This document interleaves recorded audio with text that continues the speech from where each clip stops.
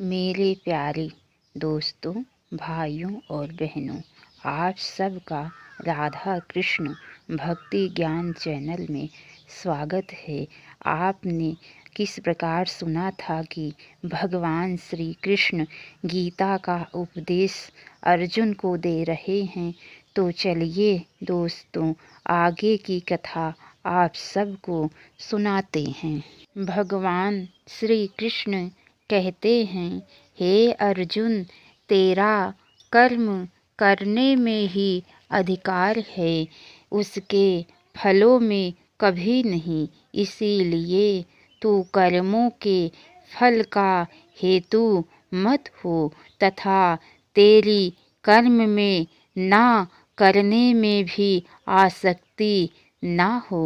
हे धनंजय, तू आसक्ति को त्याग कर तथा सिद्धि और असिद्धि में समान बुद्धि वाला होकर योग में स्थित हुआ कर्तव्य कर्मों को कर। भगवान श्री कृष्ण कहते हैं, हे अर्जुन, इस आत्म तत्व बुद्धि योग से सकाम कर्म अत्यंत ही निम्न श्रेणी का है। इसीलिए हे धनंजय, तू समबुद्धि में ही रक्षा का उपाय ढूंढ, अर्थात बुद्धि योग का ही आश्रय ग्रहण कर, क्योंकि फल के हेतु बनने वाले अत्यंत दीन है। समबुद्धि युक्त पुरुष पुण्य और पाप दोनों को ही इसी लोक में त्याग देता है, अर्थात उनसे मुक्त हो जाता है। इससे तू समत्व रूप योग में लग जा।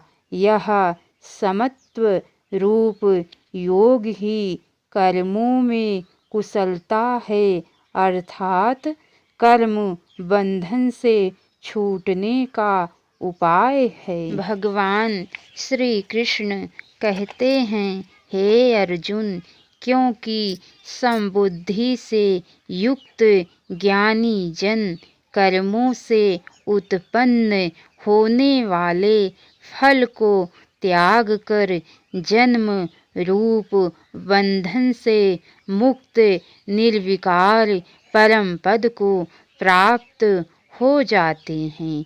जिस काल में तेरी बुद्धि मोह रूप दल दल को भली भांति पार कर जाएगी, उस समय तू सुने हुए और सुनने में आने वाले इस लोक और परलोक संबंधी सभी भोगों से वैराग्य को प्राप्त हो जाएगा।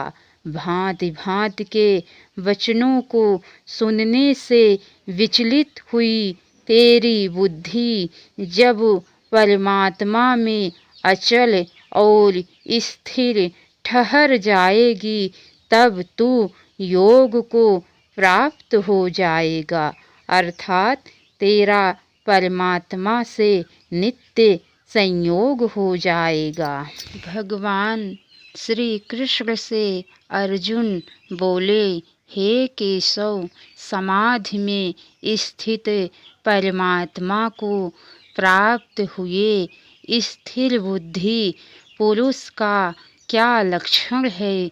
वह स्थिर बुद्धि पुरुष कैसे बोलता है, कैसे बैठता है और कैसे चलता है? भगवान श्री कृष्ण कहते हैं, हे अर्जुन, जिस काल में यह पुरुष मन में स्थित संपूर्ण कामनाओं को भली भांति त्याग देता है और आत्मा से आत्मा में ही संतुष्ट रहता है, उस काल में स्थित प्रज्ञ कहलाता है।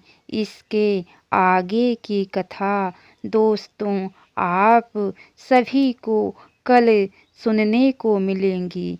तो कैसी लगी कथा लाइक करके कमेंट बॉक्स में ज़रूर बताना।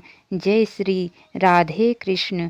अब तक की सारी वीडियो देखने के लिए आप सभी को बहुत बहुत धन्यवाद। राधे राधे।